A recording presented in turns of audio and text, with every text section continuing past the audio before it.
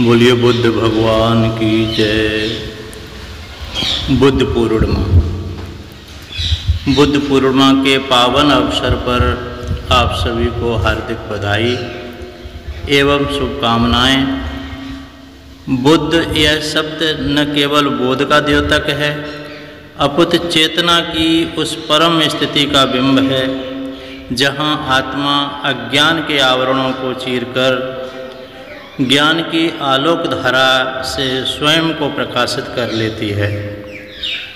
इस चराचर जगत में यदि कोई वस्तु परम मूल्यवान कही जा सकती है तो वह है ज्ञान।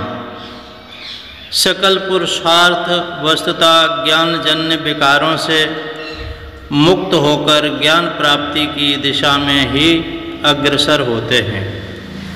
जो पुरुष आत्मस्वरूप का साक्षात्कार कर अपने अंतःकरण को विशुद्ध ज्ञान से अभिषिक्त कर चुका है, वही वस्तुतः बुद्ध है।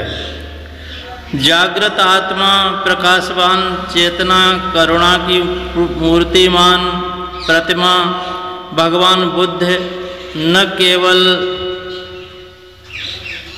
स्वरूप का साक्षात्कार अवतार हैं, अपितु सनातन धर्म का संस्कृति का अक्षुण धारा से अभिन्न रूप से संबंध भी है।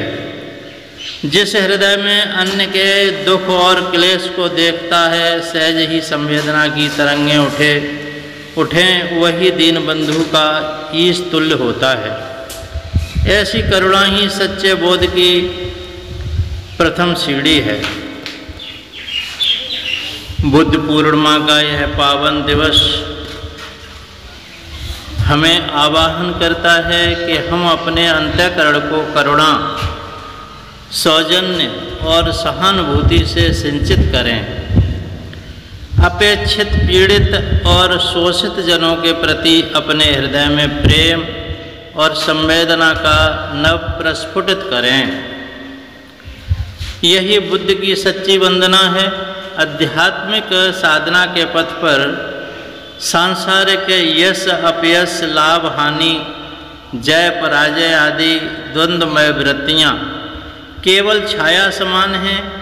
इनसे प्रभावित हुए बिना दीर्घ काल तक अविचल श्रद्धा और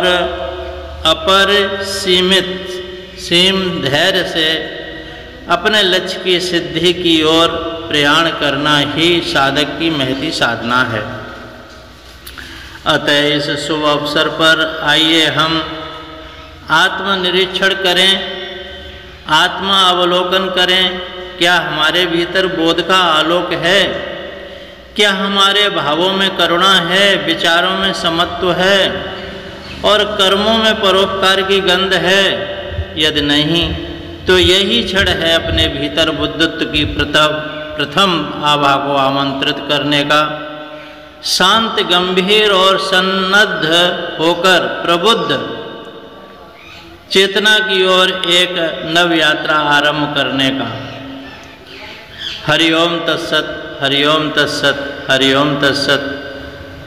सोहम सोहम सोहम। बोलिए बुद्ध भगवान की जय।